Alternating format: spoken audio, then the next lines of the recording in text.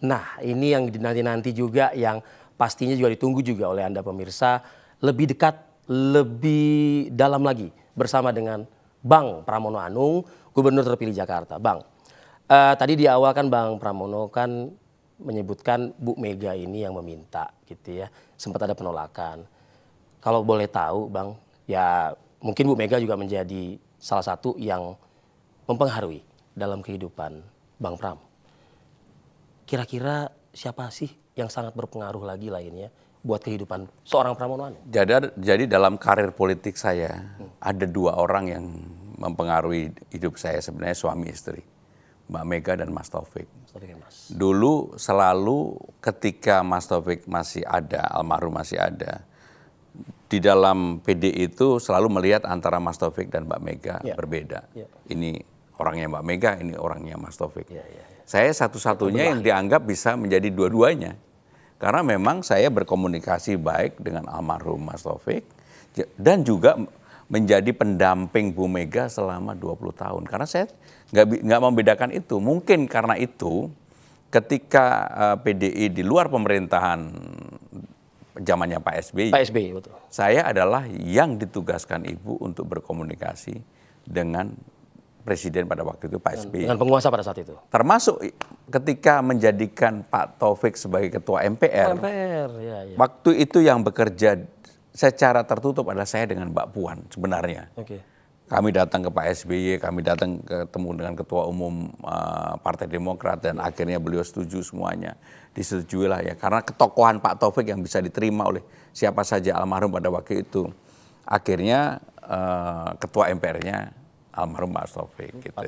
Jadi memang dalam persoalan komunikasi tertutup saya dari dulu sering melakukan. Tapi kalau urusan MPR waktu itu saya, Mbak Puan dan almarhum Mas Cahyo. Tapi sebenarnya lebih banyak kita lah yang melobi ke sana kemari. Kasak-kusuk gitu ya? Ya dari hal yang nggak mungkin kan sebagai orang di luar pemerintahan menjadi ketua MPR gitu ya.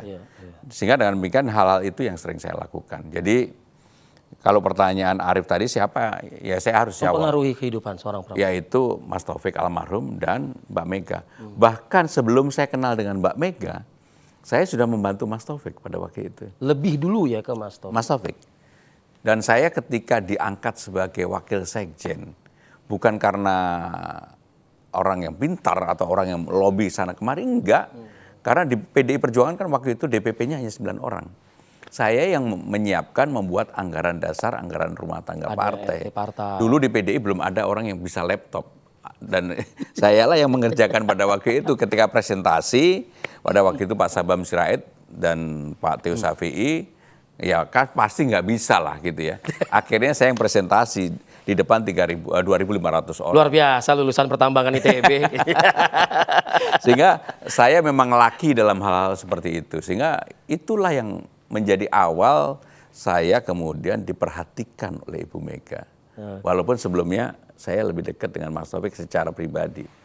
Dan ketika menjadi anggota DPR tahun 99, saya udah dekat dua-duanya kan gitu. Oke. Siapa lagi selain kalau itu kan dari unsur politik begitu ya?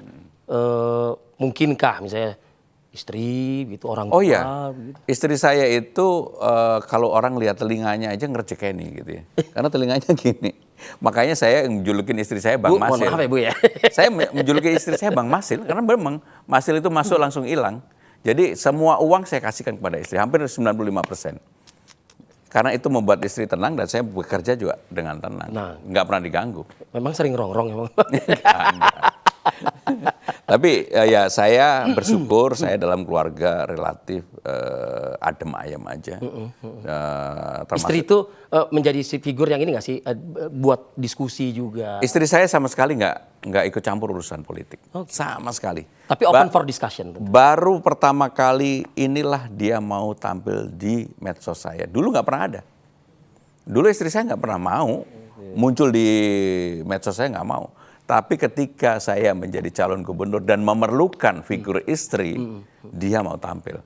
Dan tapi ya tetap aja tampil dengan apa adanya dia. Dia nggak mau yang terlalu dibuat-buat dan sebagainya. Enggak lah, dia tampil apa adanya. Dan menurut saya itu yang menjadi hal saya menjadi nyaman dalam mengarungi hidup ini. Apa kata istri ketika akhirnya maju sebagai Waktu pertama kali saya bilang, saya telepon ketika saya diminta Bu Mega pada hari Senin itu, istri bilang enggak.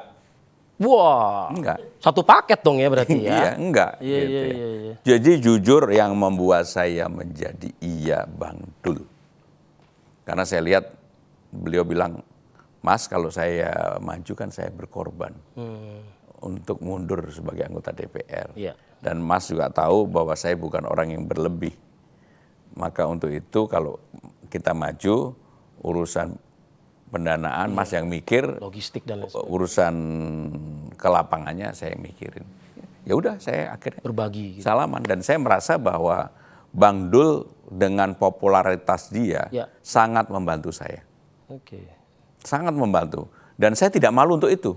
Bahkan ketika hari pertama Car Free Day setelah mendaftar, tepatnya tanggal 2 September, orang nggak ada yang kenal saya, semuanya yang disapa itu justru Dul semua, dan saya tidak malu. Nggak ada tuh Pram. Nggak ada. Baru seminggu kemudian lebih dikenal dan seterusnya. Karena saya tidak pernah berhenti setelah itu untuk tampil di publik. Diundang semua media pun saya mau, bahkan kalau ada kamera saya pura-pura lirik supaya diwawancarai kan gitu. Kasih kode-kode gitu ya. Oke, saya juga perlu menegaskan juga Bang Pram, bicara kepemimpinan pemerintahan saat ini. Ada semacam juga janji juga ya, Bang Pram mengatakan sarapan pagi. Sepertinya kan inline tuh dengan kebijakan pemerintahan Pak Prabowo kan, makan bergizi gratis. Kira-kira ini akan inline atau akan juga menopang kebijakan daerah dan kebijakan pusat nggak? Jadi peraturan perundang-undangan sudah mengatur. Kebetulan saya termasuk yang belajar banget tentang hal ini. Ada 152 yang mengatur hubungan pemerintah pusat dan daerah. Di mana tidak ada ruang sebenarnya pemerintah siapapun yang ada di Republik ini dalam sistem presidensial, maka harus taat tunduk patuh pada pemerintah pusat. Dan saya meyakini pasti saya akan bekerja dengan baik dengan pemerintah pusat karena saya tidak punya barrier apapun. Saya bisa berkomunikasi baik dengan presiden, wakil presiden, sehingga inilah yang menjadi modal sosial saya. Sehingga dengan demikian tidak ada sesuatu yang perlu diragukan untuk itu. Termasuk kenapa kemudian saya mencetuskan berdasarkan pusat mempunyai program makan siang gratis, maka nanti pemerintah Jakarta akan punya sarapan pagi gratis bagi pelajar, dan itu akan kami persiapkan. Dananya ada. Jakarta pasti mampu karena APBD kita 91 triliun. Sehingga dengan demikian apa yang menjadi pemerintah pusat dan Jakarta ini menjadi inline, menjadi sangat baik. Sehingga dengan demikian saya yakin dan aku yakin tidak akan ada masalah. Seperti target juga 2 tahun mengentaskan kemiskinan ekstrim begitu kan. Jakarta pun juga harus menyambut itu kan. Ya, Jakarta yang paling utama ada 2 yang secara inline harus dilakukan bersama-sama. Hal yang menyangkut kemiskinan ekstrim, yang kedua stunting. Dan dua-duanya saya yakin kami bisa bekerja sama dengan baik. Bisa bekerja sama baik? Bisa bekerja sama dengan Artinya komunikasi dengan Pak Prabowo? Dan semua menteri saya sih oke-oke aja. Termasuk juga nggak sih mempengaruhi juga dalam kehidupan seorang Pramono misalnya begitu? Ya karena saya sudah bertekad dalam 5 tahun ini untuk bekerja keras memperbaiki Jakarta. Saya yakin apa yang menjadi keinginan dan tekad saya pasti sama dengan tekad para pemimpin yang ada di Republik ini. Dan saya praktis ketika memimpin harus menjadi gubernur bagi semua warga, termasuk yang tidak memilih saya, nggak apa-apa. Kalau perlu saya datengin kan gitu.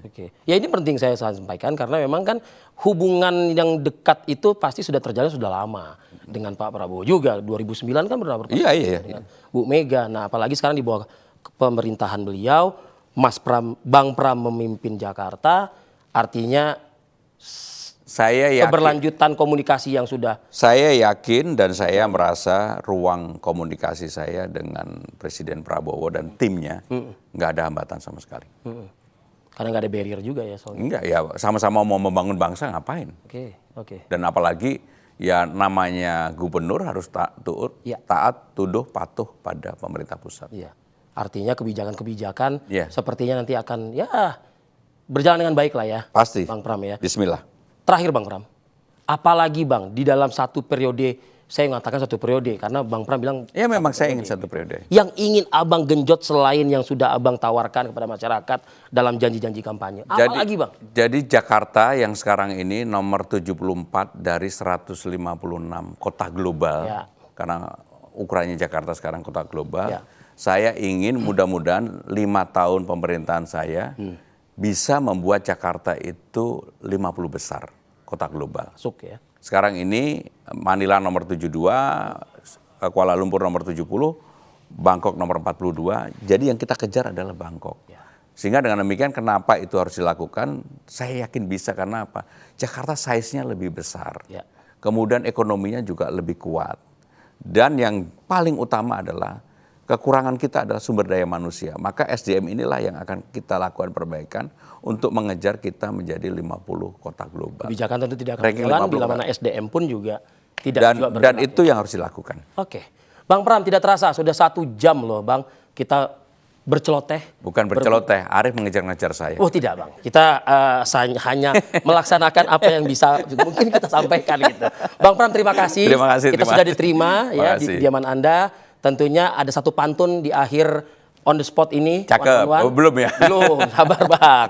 Boleh ya Bang ya? Oke. Bicara Jakarta, macet sungguh merajalela. Cakep. Urusan penduduk, wow, luar biasa. Cakep. Pramono Rano, kepala daerah terpilih kita. Cakep. Bismillah, selamat bertugas, berkarya dan berbakti untuk Jakarta. Terima kasih Arief. Terima kasih. Terima kasih. Dan pemirsa, inilah akhir kebersamaan kita di One on the Spot pada malam hari ini. Kita jumpa lagi pekan depan pemirsa. Saya Arief Fadil, pamit undur diri. Sampai jumpa.